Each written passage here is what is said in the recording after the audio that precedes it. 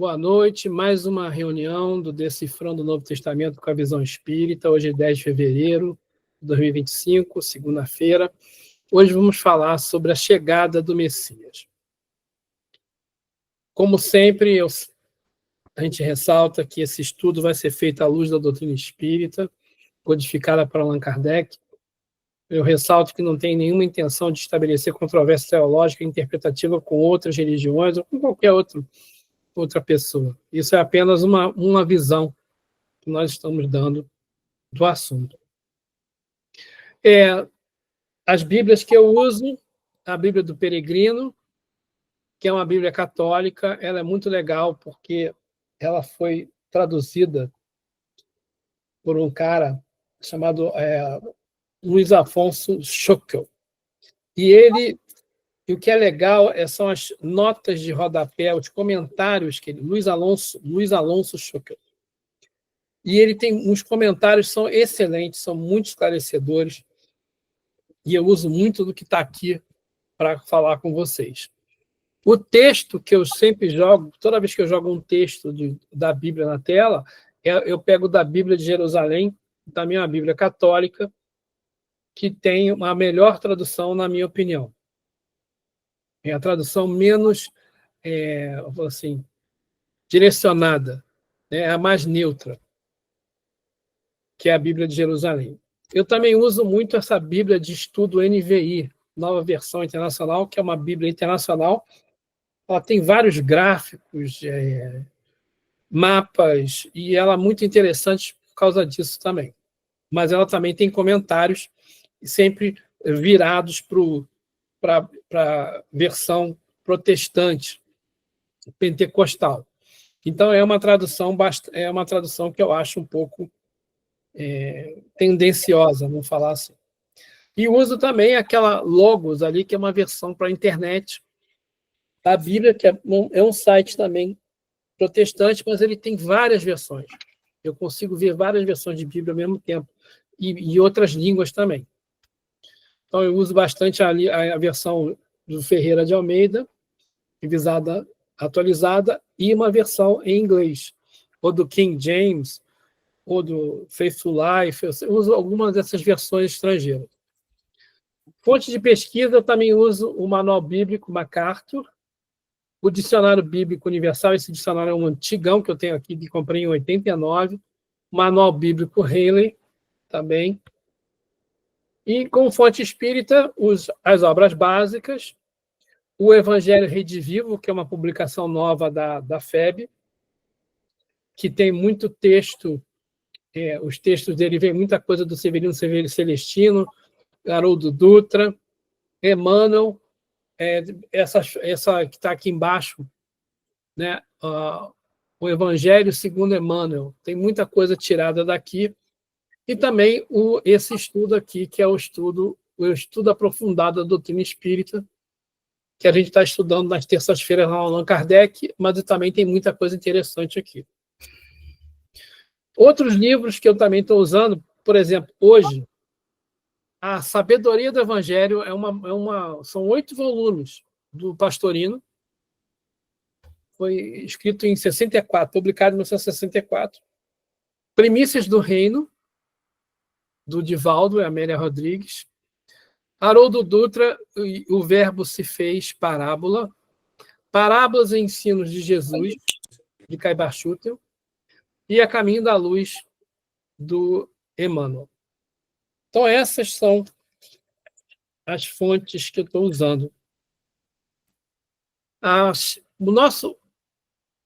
O título do nosso estudo hoje é A Chegada do Messias, e meus objetivos são: o que é o Novo Testamento?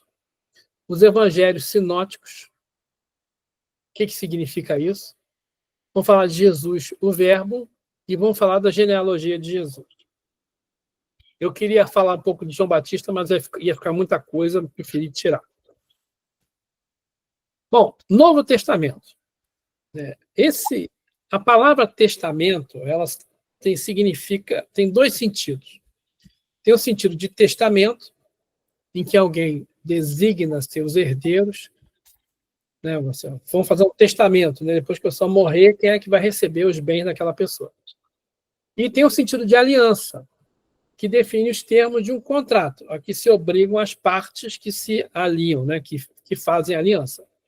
Então, né, o Novo e o Antigo Testamento representam alianças entre Deus e os homens. Lá atrás, a aliança de Moisés, teve a aliança de Noé, primeiro não, a aliança de Abraão com Deus, a aliança de Noé com Deus, né, a aliança de Moisés com Deus e a aliança dos homens, né, a aliança do Novo Testamento que Jesus traz para a gente, né, a aliança universal. Né? Antes era a aliança entre o povo hebreu e Deus, né? E agora a aliança de Jesus e a aliança da humanidade com Deus. Né? Então, Antigo Testamento significa aliança, a nova aliança, a antiga aliança. Bom, o Novo Testamento tem 27 livros. Então, Evangelho segundo Mateus, Evangelho segundo Marcos, Evangelho segundo Lucas, Evangelho segundo João e Atos dos Apóstolos. Ali do lado, né, eu já estou colocando as abreviaturas. Quando a gente vê assim, alguma citação bíblica, sempre tem uma abreviatura, indicando qual é o livro. Então, MT é Mateus, MR é Marcos, LC é Lucas, e assim por diante. Né? Então, aí tem as cartas de Paulo. São chamadas de epístolas. Né? Então, tem a carta de Paulo aos Romanos, a carta de Paulo aos Coríntios, aos Gálatas, aos Efésios, aos Filipenses, aos Colossenses, aos Tessalonicenses. A carta dos Coríntios tem duas cartas, né? E a carta e aos Tessalonicenses também tem duas cartas. Tem o volume 1 e volume 2.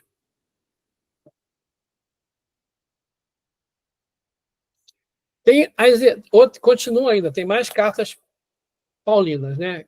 É a carta para Timóteo, 1 e 2, para Tito, Filemão e para os Hebreus.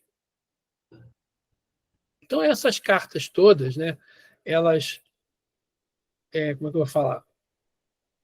São todas cartas que Paulo escreveu para as igrejas e para as pessoas. Por exemplo, Paulo saiu, ele foi o apóstolo dos gentios, né? Ele saiu pregando pela Europa e pelo iníciozinho da Ásia, pelo aquele canto da Ásia, a Boa Nova.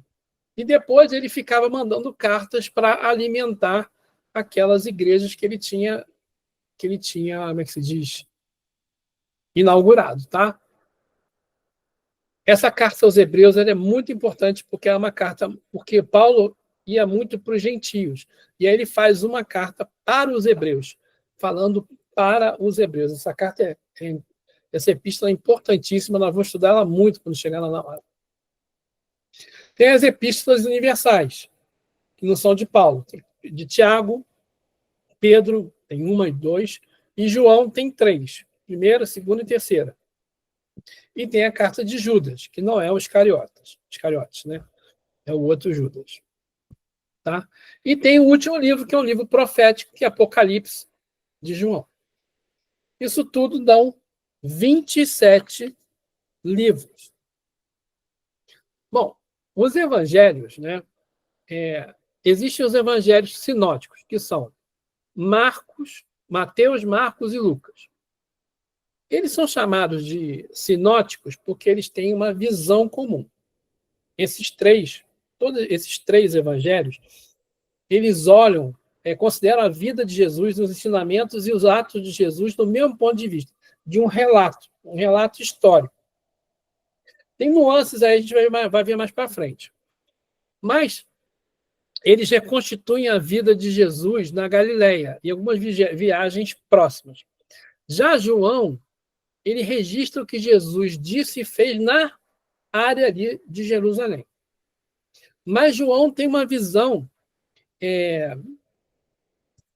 João, ele não tem parábolas, com muitas parábolas, né? João tem uma visão mais universalista, mais, vamos falar assim, mística, né? Mais elevada de Jesus. Ele vê Jesus, mais divina de Jesus, né? Então, e o João tem, você olha o Evangelho de João, ele tem uma visão, ele tem um escrito, uma sequência bem diferente dos outros evangelhos. Bom, esses evangelhos sinóticos, tem muita coisa repetida. Então, se você olhar o Evangelho de Marcos, né, ele é um evangelho que tem 76% do que está no Evangelho de Marcos aparece em Lucas e em Mateus. Né? Então, aqui,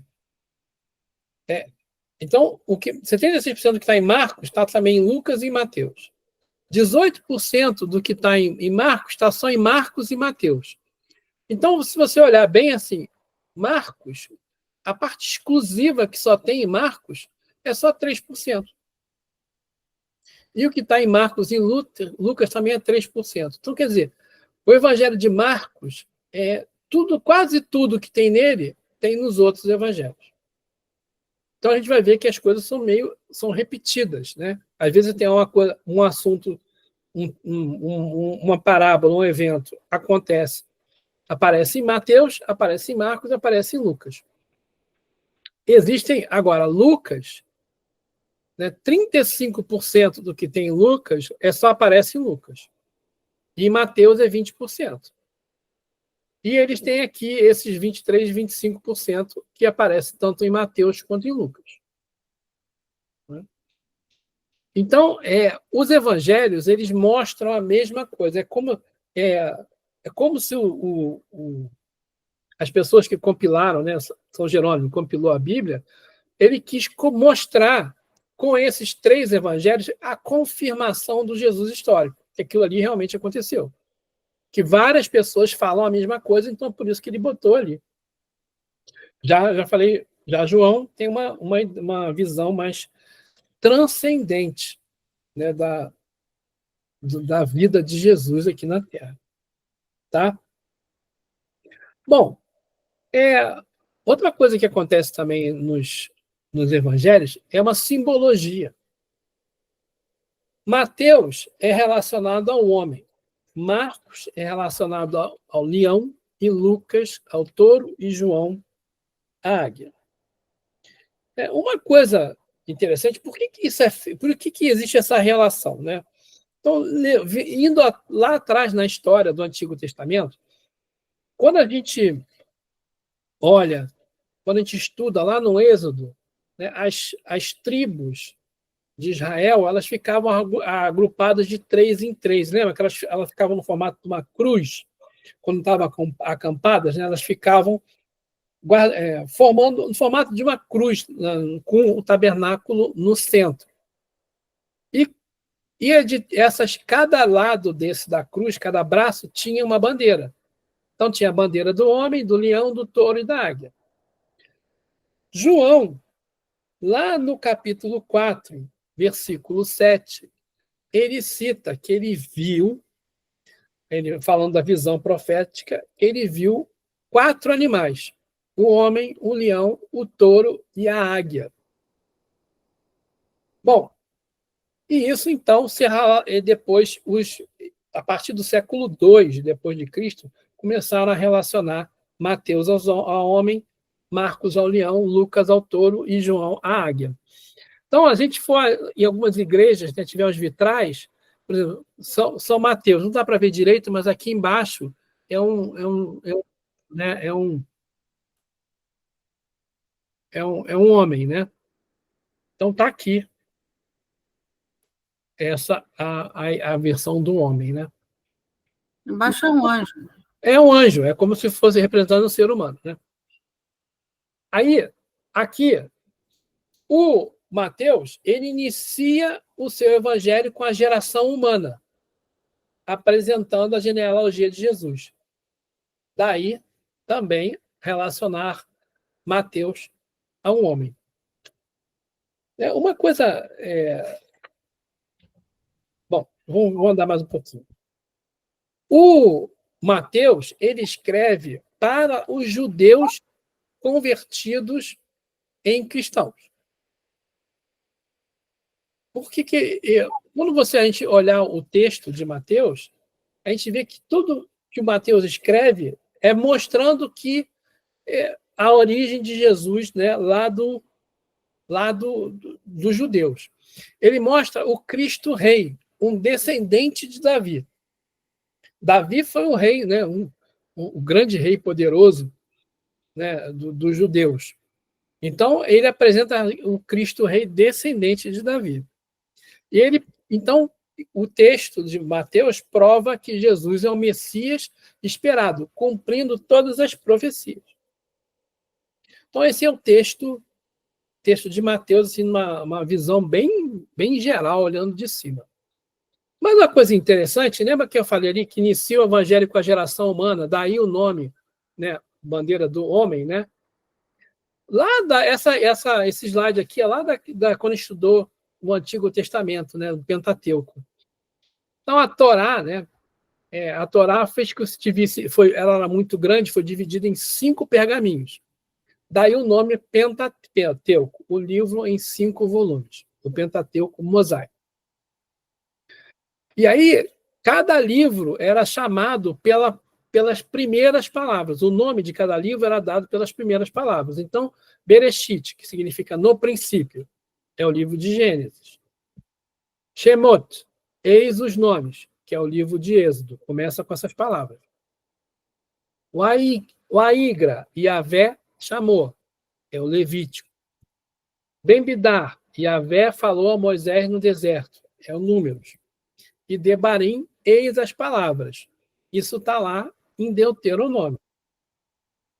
Então, do mesmo jeito, né, que foram nomeados os livros do Pentateuco com as primeiras palavras do texto, né, houve também uma correlação de associação entre esses animais, né, o ser humano, o leão, o touro e a águia, às pessoas. Então, Marcos, né, a bandeira do leão. Por quê?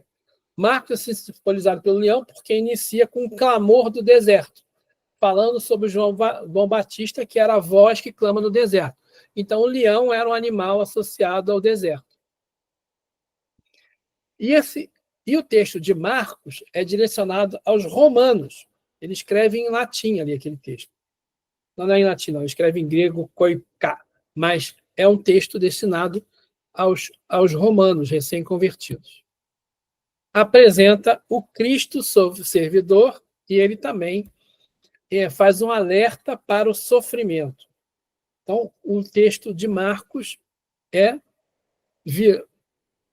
direcionado para os romanos e com essas características aqui. Lucas, que tem a bandeira do touro, é simbolizado pelo touro porque ele começa falando da função sacerdotal de Zacarias, pai de João Batista, que tinha a tarefa de oferecer sacrifícios no templo de Jerusalém. Então, associa ele a um animal que também era sacrificado.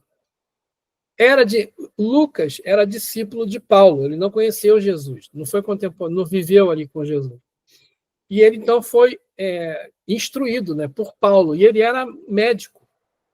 E ele tem se você olhar o texto dele é bem como se fosse um texto científico histórico. Ele tem ele vai escrevendo o texto do Evangelho de maneira bem correta, bem concreta, bem sintética, porque ele era um médico. E ele tinha, então, essa intenção de trazer o texto para os gentios convertidos, quer dizer, para os não-hebreus, diferente de Mateus, que escrevia para os hebreus convertidos.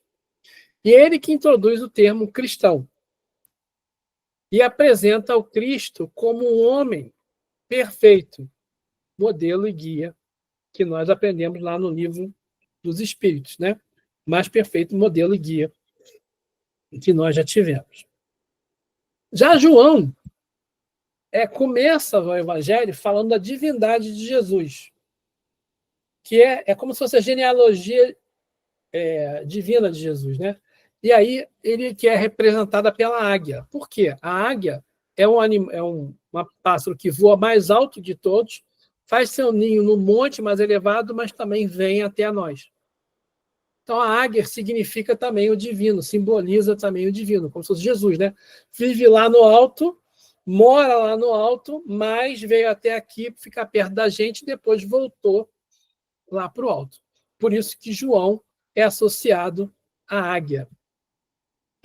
O livro de João é destinado à humanidade e apresenta o Cristo divino. Tá? Então, a gente está falando agora de João, né? O texto de João, que foi um dos textos que eu pedi para vocês lerem, né, de João de 1 a 18. Eu trouxe o texto aqui para a gente. Então, João começa o evangelho dele falando assim. Por que eu vou começar por João? Porque os outros evangelhos já começam. Vamos falar assim, Mateus fala da genealogia de Jesus. O Lucas começa falando assim, ó, eu vou escrever estou escrevendo esse evangelho por causa disso, daquilo, outro. O João, ele tem um prólogo que fala antes de Jesus nascer, de Jesus encarnar. E depois, o Lucas é que vai falar de João Batista, vai falar de Zacarias, de Isabel, do cântico de Maria, nascimento do João e tal. E Mateus, então, só fala de José, né? Que um anjo aparece para José, dizendo para José ficar esperto que vai vir lá, que Maria vai engravidar de Jesus. Então, o verbo, o João começa antes. E João começa falando, no princípio era o verbo. E o verbo estava com Deus. E o verbo era Deus. No princípio, ele estava com Deus. Tudo foi feito por meio dele. E sem ele nada foi feito. O que foi feito nele era a vida. E a vida era a luz dos homens. E a luz brilha nas trevas. Mas as trevas não o apreenderam. Nós somos espíritas, né? Que já estudamos o livro A Caminho da Luz. Eu acho até que esse texto se torna mais simples. Né? Porque no princípio era o verbo. A gente sabe que Jesus estava desde o princípio da formação da Terra, né? Coordenando a formação do planeta. E Jesus coordena a evolução da Terra desde aquela época, sei lá, 5 bilhões de anos atrás. Então, o que João está falando aqui? No princípio era o verbo, e o verbo estava com Deus, e o verbo era Deus. Porque lá na Gênesis fala assim, né, tudo que Deus falava, fazia, ó, e Deus disse, faça-se a luz. E a luz se fez. Faça-se isso. E aí isso aconteceu. Tudo Deus dá uma ação. É um verbo, fazer. E aí as coisas se cumprem. Então, Jesus era a ação. Jesus cumpria os desígnios de Deus. Então, ele mostra lá no João a origem divina de Jesus. Jesus, o Espírito perfeito, está lá desde o iniciozinho da formação da Terra. Isso está lá no início do livro A Caminho da Luz. Foi um daqueles que eu mostrei para vocês lá que a gente estudou lá, que eu mostrei para vocês na referência. O enviado. Também é o seguinte, pessoal que assistiu o estudo do Antigo Testamento, quando eu estudei a Gênesis, eu falei bastante sobre esse capítulo da criação da Terra, associando a esse texto de João. Continuando, João, vou falar aqui do enviado. Houve um homem enviado por Deus, seu nome era João. Ele está falando de João Batista. Este veio como testemunha para dar testemunho da luz, a fim de que todos crescem por meio dele. Ele não era luz, mas veio para dar testemunho da luz.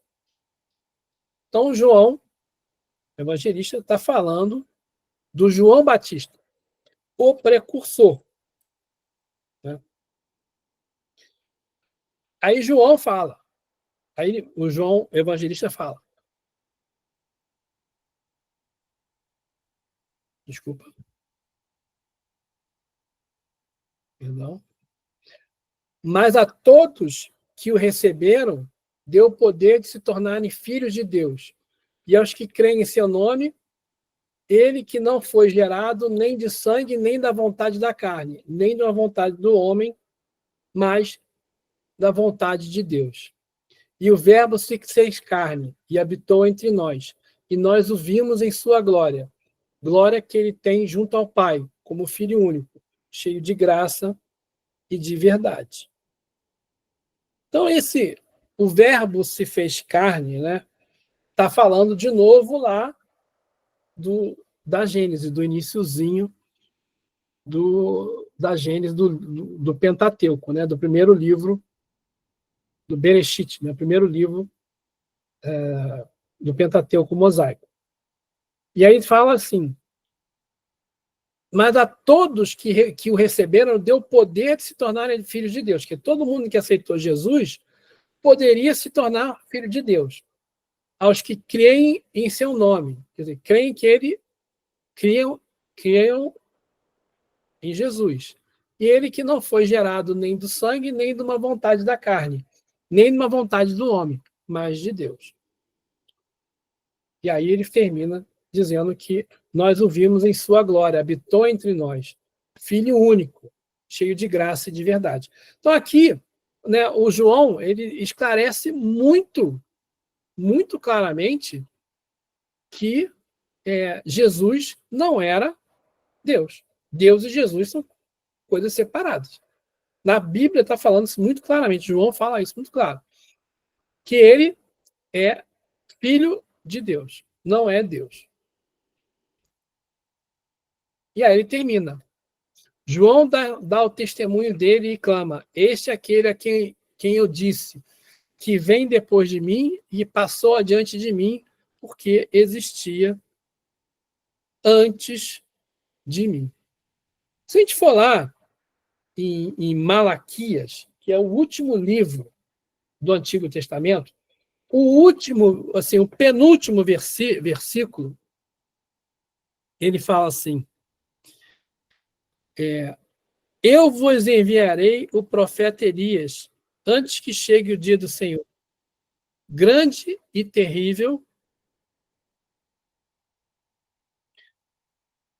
grande e terrível. Ele reconciliará pais com os filhos, filhos com os pais.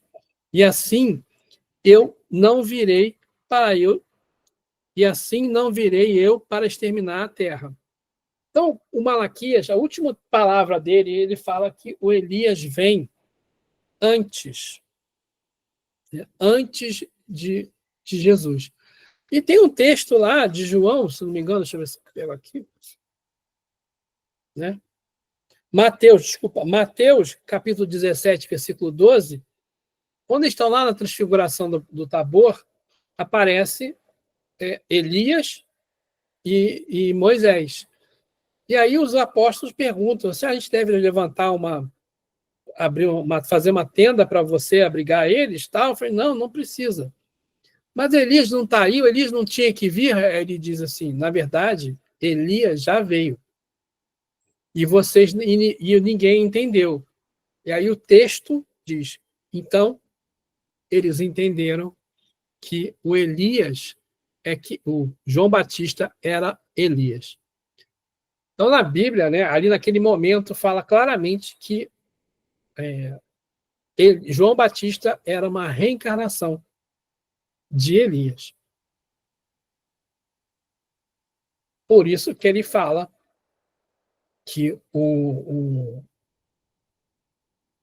isso que o João dá o testemunho que Jesus existia antes dele existir, falando também que Jesus é um espírito puro que já estava preparado para vir para a Terra e que estava designado a vir para a Terra e que João Batista estava fazendo a sua preparação do seu caminho, conforme Malaquias havia descrito lá no finalzinho do seu texto, dizendo que o Elias tinha que vir no dia do Senhor. Né? E ele fala que o o Senhor, né, o Messias, ia reconciliar pais com filhos, filhos com pais. Então, é a profecia se cumprindo, a profecia de Malaquias se cumpriu. Tá, isso está lá em Mateus, capítulo 17, versículo 12. Tá bom?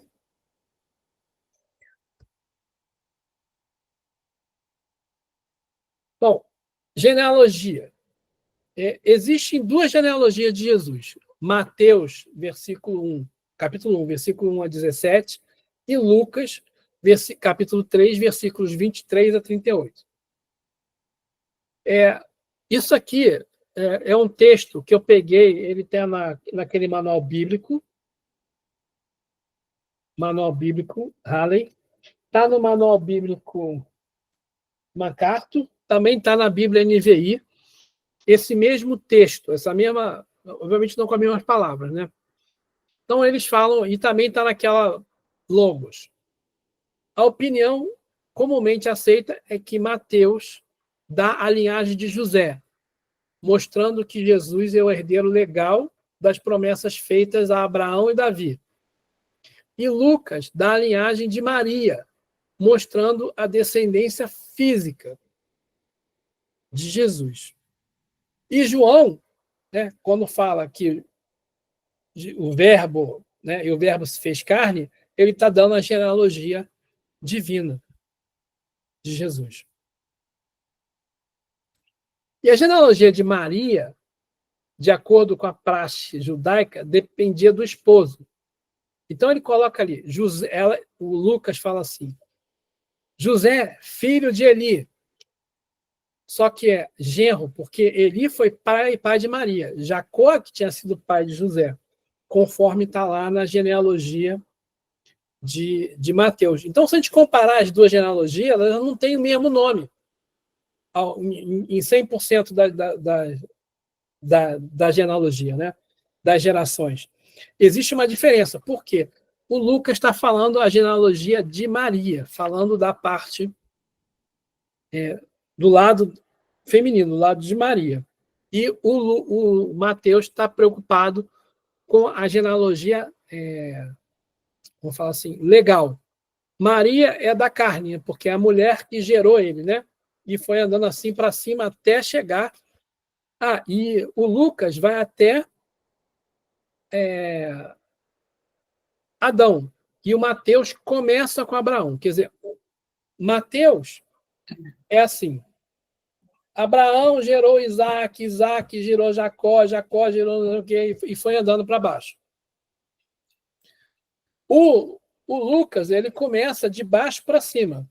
Fulano é filho de, que é filho de, que é de baixo para cima. Uma é descendente, a outra é ascendente. Né? Então, existem essas duas diferenças entre as duas genealogias. Uma coisa interessante é que Mateus, quando termina a genealogia, ele fala assim, portanto, o total das gerações é de Abraão até Davi, 14. De Davi até o exílio na Babilônia, 14. E do exílio na Babilônia até o Cristo, 14. Vocês sabem que o número 7 é um número muito importante na Bíblia, né? O número 7, sétimo dia, sábado. A cada 7 anos, eles tinham que fazer um ano sabático para fazer a rotação das plantações. O sétimo mês era um mês sagrado, que tinha mais festas. A festa da Páscoa durava 7 dias. Existem 7 semanas entre Pentecostes e a Páscoa. A festa das tendas do tabernáculos dura 7 dias. Na Páscoa, 14 cordeiros, quer dizer, 2 vezes 7, oferecidos cada dia. Então, assim, no Pentecoste eram 7 cordeiros. Então, o 7 é o número da perfeição. Porque Deus criou o mundo em 6 dias e descansou no 7º dia. No 6º dia, Deus criou o homem. Então, Na tradição judaica, o 6 representa o homem e o 7 representa a perfeição. Então, Jesus, 42 gerações, ou 6 vezes 7. Então, é o homem na perfeição. Jesus, né? A geração de Jesus durou 6 vezes 7, representando o número do homem vezes a perfeição. Então, o homem perfeito. Esse é um dos motivos de você ter essas gerações todas lá. E Lucas, se você contar, são 77 gerações. 7 duas vezes. É a perfeição 2 vezes. Então, o motivo dessas gerações estarem ali listadas é, primeiro, porque era uma tradição judaica. Se a gente olhar lá no Antigo Testamento, tem várias genealogias, né? Vários livros têm a genealogia. Genealogia de Noé, tem a genealogia de José. Toda hora eles colocam a genealogia das pessoas, de Moisés. E a gente vai andando na Bíblia, várias situações, eles colocam a genealogia, porque era praxe, né? Saber a origem da família para saber de que tribo aquela família estava vindo. E se a gente olhar de novo, né, ele coloca ali, né, de Abraão a Davi, de Davi até o exílio na Babilônia e de Babilônia até o Cristo. Dividiu em 3, não foi? Né? Em três níveis. São 3 etapas evolutivas. Lembra o Livro dos Espíritos, na questão 100 e nas adiantes, né? Kardec fala da escala espírita. Espíritos imperfeitos, espíritos bons e espíritos puros. Aí ele fala, terceira ordem, os espíritos imperfeitos. Aí ele fala lá, espíritos impuros, espíritos levianos, espíritos pseudo-sábios, espíritos neutros, espíritos batedores ou perturbadores. Ele fala muito claro lá que isso não é uma ordem, tá ali todo mundo junto ali naquela coisa, né? Que não dá para a gente ficar achando né, essa gradação que essa imagem está mostrando, tentando, pode levar a gente a crer, mas não é bem assim, né? Existem vários tipos, né, de espíritos imperfeitos. E aí, por isso que ele está falando ali, né, de Abraão a Davi. Como é que era, né? Como é que foi a vida de Abraão e de Jacó? Aí você olha aquele povo, aquela história, era traição, irmão contra irmão, né? Os filhos de Jacó, né, pegam José e vendem José como escravo, né? Então, o Abraão, né, levou lá, ele era casado com uma mulher, e aí a mulher era muito bonita, aí ele ia ser morto se dissesse que ela era a mulher dele. Aí chegou lá no Egito, falou, não, ela é minha irmã. Aí deu ela como escrava para o faraó. Isso tudo são coisas ainda de espíritos imperfeitos, né? Nós vivíamos, né, naquele mundo muito imperfeito. Aquele mundo ali era um mundo muito imperfeito. Moisés, né? Moisés era um cara que ele cometeu um assassinato, depois ele levou o povo para o deserto. Eles tinham todas aquelas regras, 613 leis que Moisés colocou, né, que estão lá no Pentateuco, 613 leis que disciplinavam e cuidavam para que não podia ter outros deuses, não podiam cometer adultério, não podiam roubar, não podiam isso, não podiam aquilo. Ele tinha várias regras ali, várias leis que demonstram que aquele povo ainda era um povo de espíritos imperfeitos. E se a gente olhar bem, né, hoje em dia continua a mesma coisa, né? Bom, eu não estou dizendo que agora, de Davi até o exílio na Babilônia, eram bons espíritos, né, aquele povo lá. Mas já houve uma evolução, né? Um povo que saiu de guerras, de assassinatos, de brigas, com Davi deu uma melhoradinha. Apesar de que Davi também aprontou, né? Matou o melhor amigo para casar com a mulher dele. Quer dizer, ele seduziu a mulher do melhor amigo, ela engravidou, e aí ele foi lá e mandou o melhor amigo para a guerra para morrer. E aí o profeta Natan avisa ele, ó, tu vai se dar mal. Aí o filho morre, mas depois ele, né, ele consegue tal, e tem um outro filho, Salomão, com outra mulher. Aí Salomão vira também um rei muito justo, traz muito progresso, traz progresso para o povo hebreu. E aí eles têm aquela queda, e aí eles entram no exílio da Babilônia, né?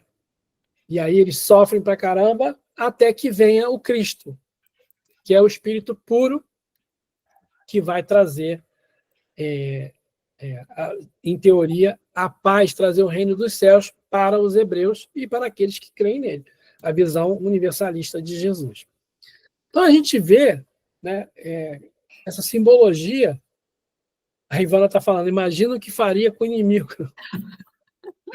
É por aí mesmo. Então, assim, nós todos ainda estamos caminhando nessa evolução, né? Somos todos, desculpe dizer, espíritos ainda imperfeitos. Nós estamos ali em alguma dessas categorias ali. Estamos encarnados e ainda somos espíritos imperfeitos, lutando para conseguirmos chegar a espíritos bons. Nós vivemos no mundo, vamos pensar, né? As pessoas ainda brigam por causa de terra, por causa de dinheiro, por causa de bens materiais. Pessoas se matam por causa disso. Na política, cruz credo, o mundo inteiro está de novo, né, preocupado com conflitos, com guerras, não sei o quê.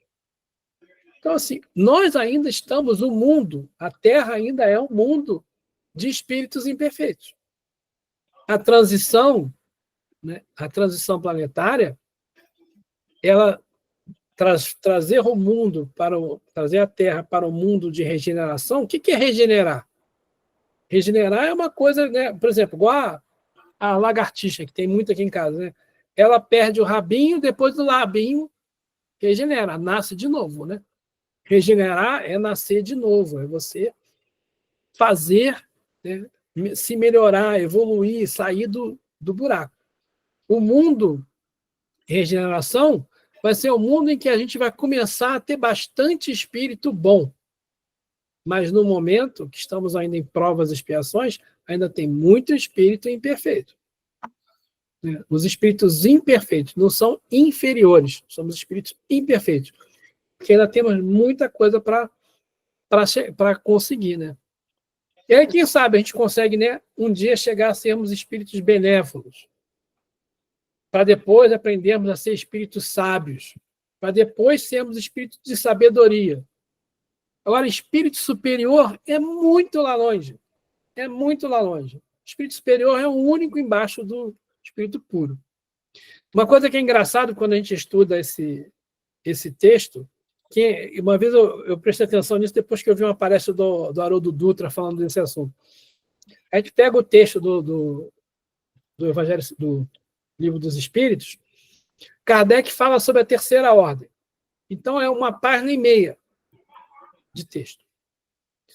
De bons espíritos, ele fala meia página. E de espírito puro é um parágrafo. Por quê? Por quê? Por que ele é tão sucinto no espírito puro? Por que ele é mais sucinto nos bons espíritos e é bem prolixo nos espíritos imperfeitos? Porque os espíritos imperfeitos é o que a gente conhece mais.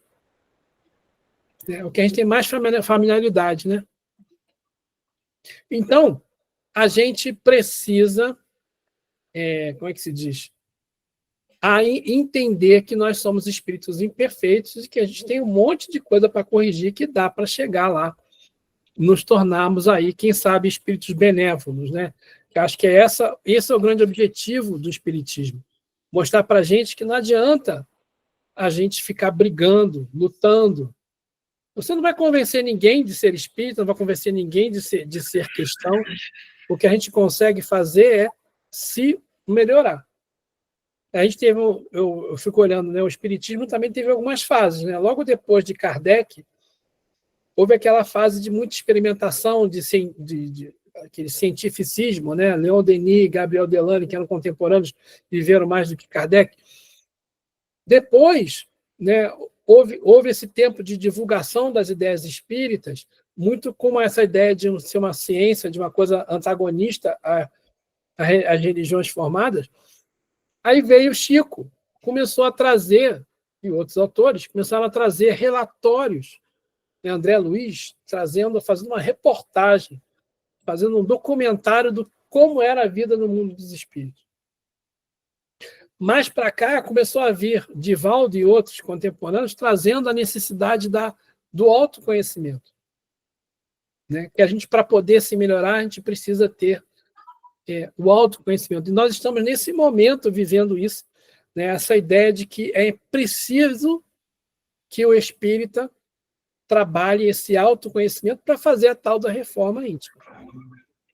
Essa é o caminho da gente evoluir. Ivana, você quer falar, Ivana?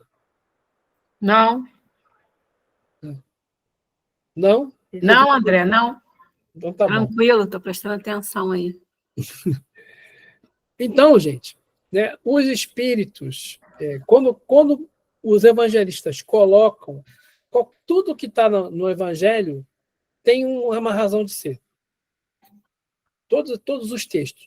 Por isso que a gente às vezes pensa, é muito chato ler a genealogia. Realmente é chato. É chato.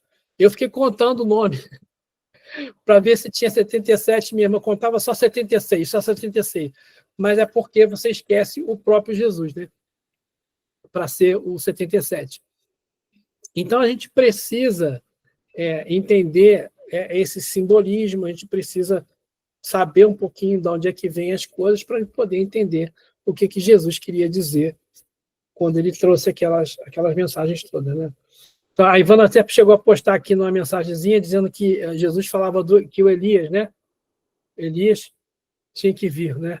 Isso está lá em Mateus, no capítulo 17, que eu falei com vocês. Jesus explica muito bem que o Elias tinha que vir antes, que João Batista, que era o precursor. O que eu coloquei é que estava falando ali da escala, né, para chegar a espírito puro, né? Então Elias já era um espírito já bem adiantado, né?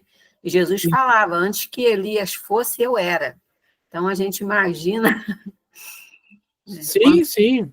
Esses espíritos, todos esses espíritos que vieram com Jesus, né? A gente falou na semana passada, são espíritos que vieram para preparar o caminho, espíritos de escola, né? Para poder, né, receber Jesus aqui na Terra.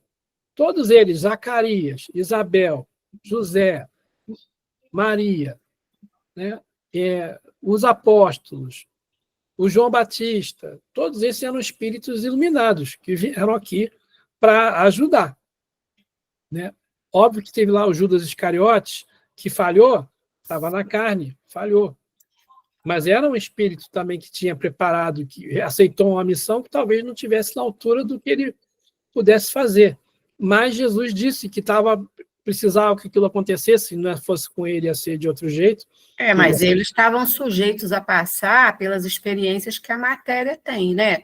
Por não serem também espíritos puros, mas bons espíritos, vamos dizer assim, mas eles estavam sujeitos ainda a fracassar, né? A se deixar envolver pela matéria mesmo, né? Pelo mundo e deixar a missão para trás, né? Foi o que Judas fez. Isso aí. Fala, mãe. Está sem som. Voltando aí na genealogia de Jesus, José descendeu de Davi. Sim.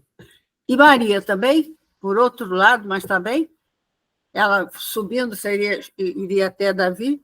Tem que olhar aqui. É Lucas, né? Lucas, capítulo 3. Fala de filho de Davi. Mas não fala de Davi. Filho de Natã, filho de Davi, filho de Jessé, filho de... fala de Davi. Fala de Davi, sim. Ok. Fala de Davi, sim. É porque eu acho que José não tem nada a ver com o caso, né? Como assim? José mesmo não teria nada a ver com o caso, porque... Não, por isso que o Lucas traz a versão a da carne. O Mateus está preocupado com a parte legal, né? Vou falar assim. Legal, por isso que eu perguntei. André Luiz, Fala. eu concordo com a sua mãe, viu? Concordo com ela porque, assim, nessa época, a sociedade ela só valorizava a figura masculina. Então fizeram isso tudo, José, daqui, dali, mas, na verdade, a árvore genealógica de Jesus é relacionada a Maria, porque sim, Maria, ela dividiu com ele a gestação toda. O José não teve participação absolutamente nenhuma. Então, assim, é porque a sociedade da época valorizava a questão masculina, né? Então, acho que a dona Isaura tá correta, sim, porque o José ele teve a Não, mas é isso participação, mesmo. sim, dele, de concordar, de Simbólica, aceitar, mas ele não participou da árvore genealógica de Jesus. Perfeito, dona Isaura. Nada. Você leu o livro do Maria de Nazaré, né? Do Imaramés, né? Quem, eu? Exato, Não, li Luiz. também. Eu sei o que é. Ele está falando do livro também, o livro fala isso. Então, assim, o livro Maria de Nazaré, do Miramês. Então, eu também li. Eu reconheci de lá. Então, assim, a gente... É isso mesmo, mãe. Então, assim, cada um tem uma visão, né? Cada um tem um objetivo. E o Lucas, ele foi para o caminho da carne, ele foi para os gentios, ele não estava falando para judeu. E o Mateus estava falando para judeu. Para o judeu, aquelas pessoas mais rígidas, necessitavam... o Mateus passa o evangelho dele todo tentando provar, ou mostrando, ou provando, vou falar assim, que Jesus era o Messias que estava previsto lá no Antigo Testamento. Então, ele faz várias citações ali do Antigo Testamento, mostrando que vai entrar uma jumenta em Jerusalém. Então, aquilo tudo estava previsto lá em Eliseu. Então, ele coloca todas essas referências que foram acontecendo, o Mateus pontua para marcar que Jesus era o Messias que tinha sido prometido lá no Antigo Testamento. Para os judeus, né? E aí, como eu falei antes, lá atrás, né? Cada um tinha uma visão, né? Um objetivo, né? Então, relembrando, Mateus apresenta o Cristo Rei, descendente de Davi, prova que Jesus é o Messias esperado, cumprindo as profecias, e é direcionado aos judeus convertidos. O Marcos apresenta o que Cristo servidor, fala sobre o seu sofrimento e é direcionado aos romanos, recém-convertidos. Lucas fala para os gentios, quer dizer, os que não eram judeus nem romanos, e introduz o termo cristão e apresenta um homem perfeito, quer dizer, homem, ser humano, modelo e guia da humanidade. E já João faz um evangelho destinado à humanidade e apresenta o Cristo divino. Então, essa é a diferença entre os evangelhos, e a gente já falou um pouquinho, a gente falou da genealogia. Era isso que eu tinha preparado para hoje. Para a semana que vem, eu queria que vocês lessem o capítulo 1 de Lucas. É um capítulo grande, tá?